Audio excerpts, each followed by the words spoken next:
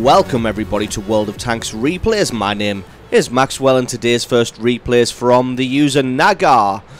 I think that's how it's pronounced. That's Nagar, and he's driving the A-44 on a standard battle on the Pearl River. A-44 being a tier 7 medium tank for the Russians. One of those ones with the turret mounted in the rear.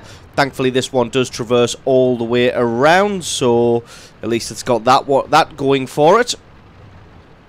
So straight away, Nagar going to be heading to the right-hand flank here. Going to see if he can get there early and get some eyes on the enemy, or maybe even outmaneuver them. See a VK-2801 in the centre there, doing battle with that Cromwell. Nagar hasn't spotted anybody out here, so decides to cut left up the road here and make an early path to see if he can get the drop on some of the enemy tanks. Making his way around and up the hill. Rest of the allied team heading up that northern path there. They've got quite a few tanks in the centre, not very many in the south there. Only light tanks and one lightly armoured tank destroyer, so that little battle there might not bode well for them. Cromwell all on his own still in the centre, although he does have the backup of a couple of heavy tanks. Nagar gets a great shot through the armour of that T-29 to take out his track as well. T-29 looks like he wants to have a go, as does the VK-2801. T-29 still focused completely on that Cromwell. Set him on fire. The T-29 is running a premium fire extinguisher. The VK gets around the corner again to try and have another shot. Unfortunately, didn't quite have time to aim that one. T-29's now spun himself around and got his front armour back onto target, but it looks like he doesn't really want to have much of this duel. Allied team turning up from the rear now. It looks like no enemies whatsoever have gone to that northern flank, which is a little bit unusual, as I can't really see the whole of the enemy team. There are a couple of tanks in the centre and a few in the south there, but that nowhere near makes up the entirety of the enemy team. Does take out the T-29's track, so he's not going to be able to do much for now. Gonna maybe just continue pinning him in place until some allies can turn up and offer him some help. M4 and another T-29 come round the rear. He turns his turret to face them. Kagar gonna put himself out, gets a shot any minute now. There we go. Gets a shot through the side of the turret to take him out and pick up his first kill of the match. Decides now to relocate as that fight in the centre is all but over. Although you can see the enemy team starting to push quite hard in the south there. If that's not dealt with very, very soon, that's going to become an overwhelming force any moment now. Allies only got 2 light tanks and that E-25 in there. They do have a Panzer 4H camped way, way in the back. He really needs to get his skates on, get moving, and go and try and offer some support to that southern flank. I would not be surprised, though, if he just sits there for the entirety of the game. Allies starting a base capture here, but there is an E-25 inbound, so you can guarantee that he's going to stop that one. Looks like the Panzer 4S isn't interested in the cap anyway. And Kagar's going to have to be careful now, as he is the only person heading down the southern flank to offer any kind of help there. You can see all of the heavy tanks in the centre focused on trying to take out that Chinook Kai, and quite a few of the other heavy tanks and mediums focusing on trying to hit that E-25. Pops over the hill, spots out the entirety of the enemy team, has a quick shot at the T-34-85, straightens up beautifully, so he bounces. Now he's going to have to fall back, as there are way too many tanks here for him to deal with. Panzer 4H is now making a move, but making the wrong move. It looks like he's just going to charge headlong into the enemy team, but at least he's going to provide some kind of meat shield, and hopefully Nagar can get around the sides and the rear and do some damage. Most of the allied team seem to have just fallen apart in the centre here. They are still chasing this Chinook Kai, but for winning overwhelmingly in the north and in the centre there, they have now been whittled down something rotten, and they're currently losing this one at 5 kills to 11. Nagar's going to have to pull out some absolutely brilliant play here. Finds a Chaffee making a move and takes him out. Looks like the Chaffee was maybe going for a little bit of a flanking maneuver, but he gets stopped dead in his tracks. Going to see who we can find now. Nobody in this location. Looks like most of the enemy team have gone for the cap circle. At least 3 of them in there. Beautiful shot by the Tiger P to take out the Jackson. And the Tiger P looks like he may be offering some kind of base defense. Everybody just getting picked off by that enemy E-25. Gonna see who he can find in the cap circle. Finds the T-34-85 that he hit from earlier. He gets shot once and then taken out by the Tiger P. So a nice little 1-2 there by the Allies. Gonna see if we can get another shot on the other A-43. But it looks like he's just able to get himself behind the Churchill 1 in time. Didn't take any damage. One more quick shot should be enough to take out the Churchill 1 here, although he is still looking for the A-43. Not quite. Oh, no, there we go. Hits the A-43 rather than the Churchill 1. That Tiger P still over on the other side there across the river. Now going to have to take out this Churchill 1. To be honest, you're probably just going to have to charge around the corner for this Churchill 1, which indeed he does. Takes him out for kill number 4. Still losing this one considerably, a 13 kills to 10. Enemy team has a couple of tank destroyers and some other larger tanks still in there. And that Chi Nu Kai that 3 or 4 people went to chase is still alive. Hopefully this Tiger P can take him out now. But it seems like this Chi Nu Kai is cursed. Everybody who tries to go and kill him ends up dead. Finds the Hellcat. If we can get it. Oh, very unlucky to get just a critical hit there. As the Hellcat returns fire, takes out his track and takes out his ammo rack. Decides not to waste a shell on the Hellcat. Just rams him full on in the face to take him out. Doesn't want to risk another critical hit there. So even the play up nicely at 12 kills to 13, only losing by 1.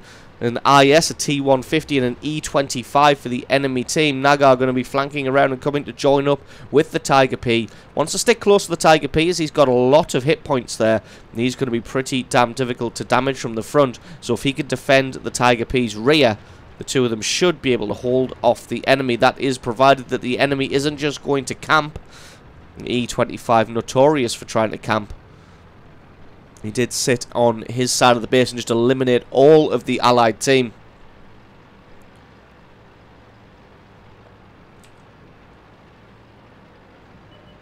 So there we go. There is the IS.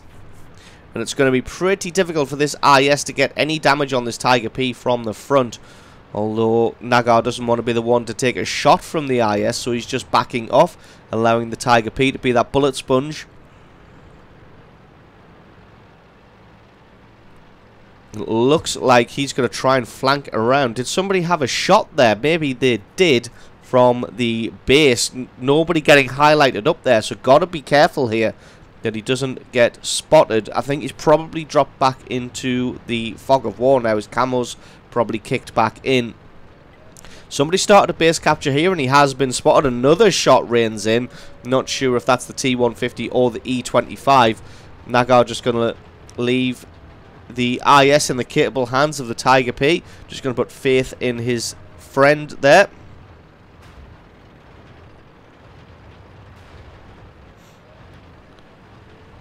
Just warning the Tiger P that there are people at the base, so he's got to watch his rear armor, that he doesn't get shot. He still hasn't taken any damage, and to be honest, this Tiger P with his frontal armor could easily just go and charge down the IS and take him out, but he's just electing not to just now. Nagar finds the T-150. He is on full health. Going to crest the ridge to maybe try and get a shot at him. Spots the E-25 on the left-hand side. Going to allow his gun just long enough to close in. It was all that was required. He hits the E-25 to take him out for a Top Gun medal. And that just leaves the T-150 and this IS. The IS is now pushing down on the Tiger P, who switched his attention across to the cap circle to get a hit on that T-150. He's got to make sure that he doesn't totally neglect that IS and get shot to bits, though. Got to leave the T-150 in the hands of Nagar at the moment. And just trying to outmaneuver each other here. Doesn't want to take any damage. I think that was probably a misclick. He doesn't want to take any damage from the front from this T-150 as he's only got 280 hit points left. Looks like the T-150 is content to hide behind the hill just now, so Nagar going to head into the centre and see if he can come around behind this IS. He has been spotted coming in, but hopefully the IS isn't paying attention to the minimap, and to be honest, even if he is, if the Tiger P chooses this opportunity to push at the same time, there's going to be nothing this IS is going to be able to do, as he's not going to be able to advance forwards because of the Tiger P, and he's not going to be able to come backwards because of Nagar. Backwards is where he chooses to go. He gets taken out. Kill number 7. Now they're going to have to make a move towards this cap circle. And I'm pretty sure that was that a fairly high roll at 303. Average damage of 300, so not really.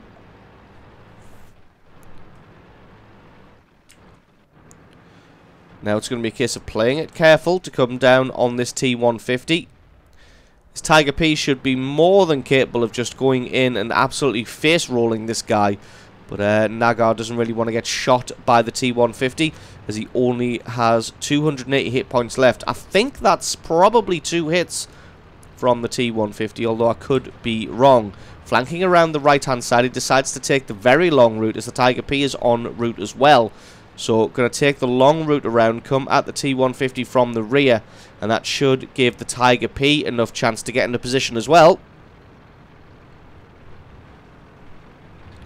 You can see just making his way down the road here, pretty much perfectly timed as the Tiger P comes around the corner as well. Oh, the T-150 has been making a run for it, and he's running this direction. Going to have to be very, very careful here as he doesn't want to get hit too hard by this T-150. Tiger P's probably not going to be able to make it in time before Nagar either kills the T-150 or gets killed himself. Luckily, the first shot from the T-150 only takes his track out. Looks like he's going to come in for the ram. Does he weigh enough? Nowhere near. Doesn't do any damage at all to Nagar and gets taken out for his trouble for a well-deserved Radley Walters medal. So absolutely awesome replay from you and Nagar, showing your skills in the A-44 medium tank, flanking around the enemy and using positioning and outmaneuvering them at every single turn. So absolutely awesome replay from you. Thank you very much for sending that one in. Don't forget to stick around, guys, because as always there is another replay coming right up.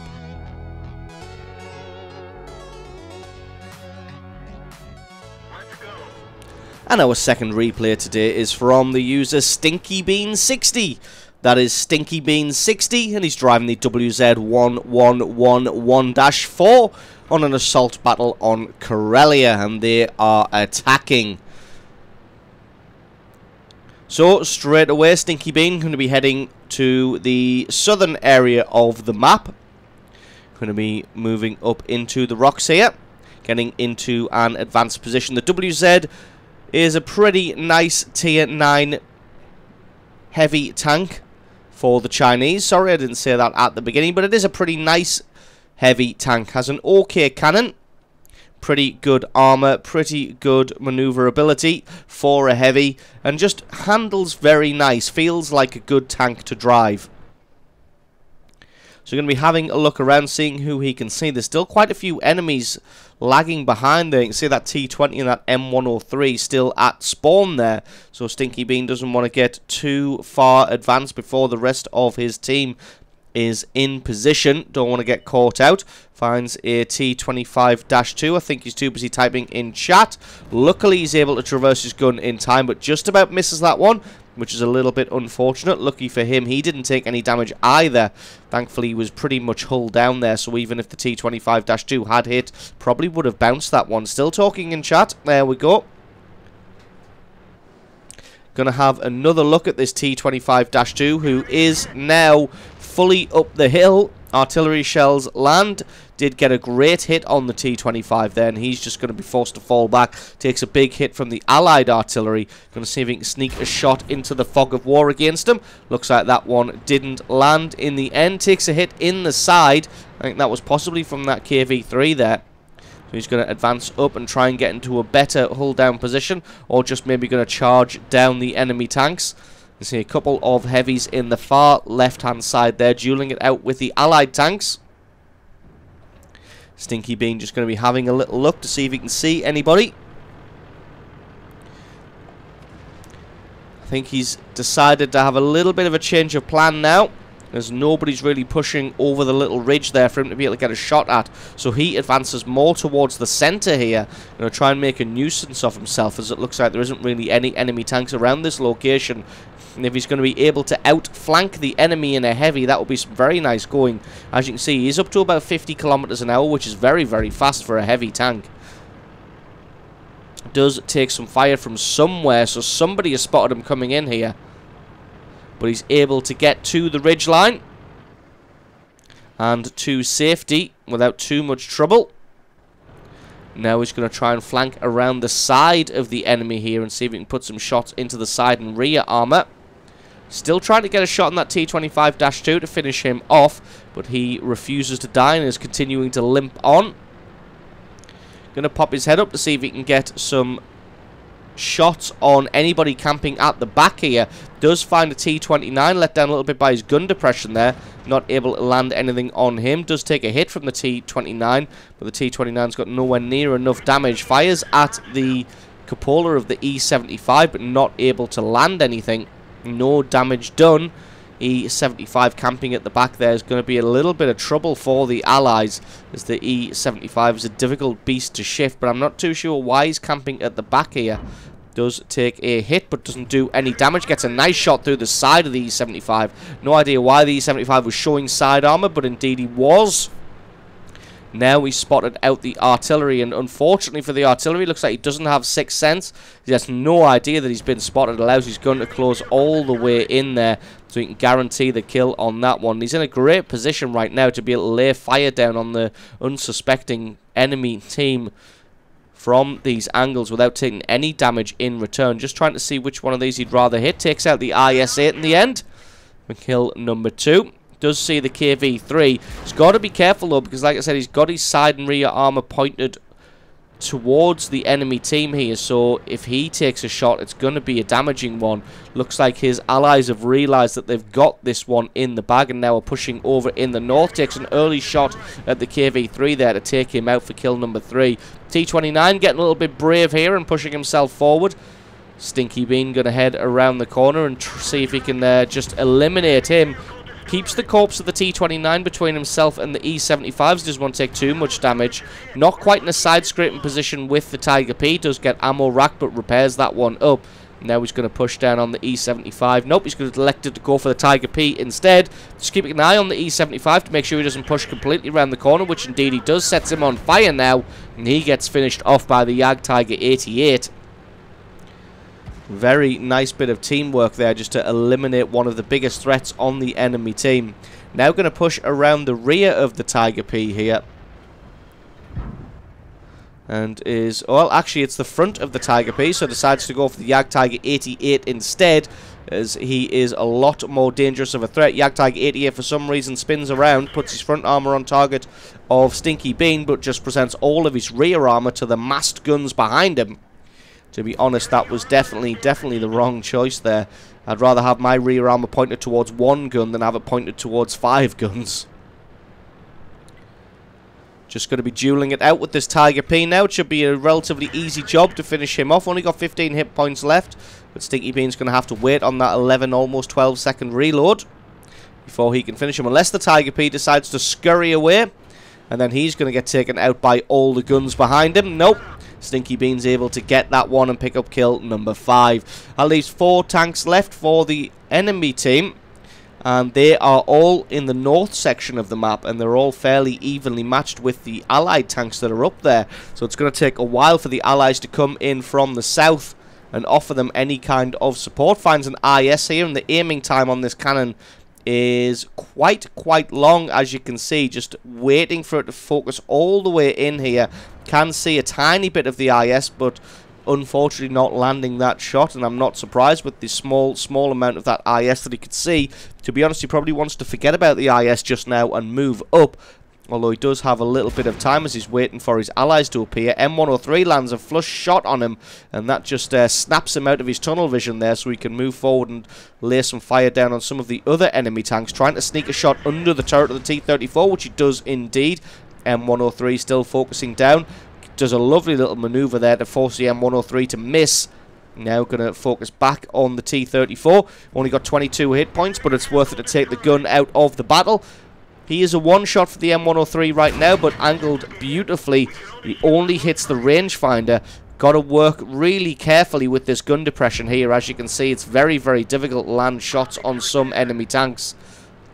But there's just this Black Prince left who takes out his track. It's not going to be enough. There's no way this Black Prince is going to win this duel. Gets one shot, but gets taken out in return. That's 4,500 points of damage, 7 kills, and absolutely masterfully played bit of flanking work there from Stinky Bean 60. It's absolutely awesome replay from you. Thank you very much for sending that one in. Don't forget, guys, if you've got yourself a great replay, send that into replay@screenreality.com. The link for that is in the description. Just attach the replay file itself or the link to the What Replay website to the email, and I can check that one out for you. So don't forget, if you enjoyed this video, you found it useful, informative, you liked it, or you learned something, think about hitting that subscribe button, because there's a lot more World of Tanks content on this channel. I've been Maxwell, this has been World of Tanks Replays, and I'll catch you guys next time.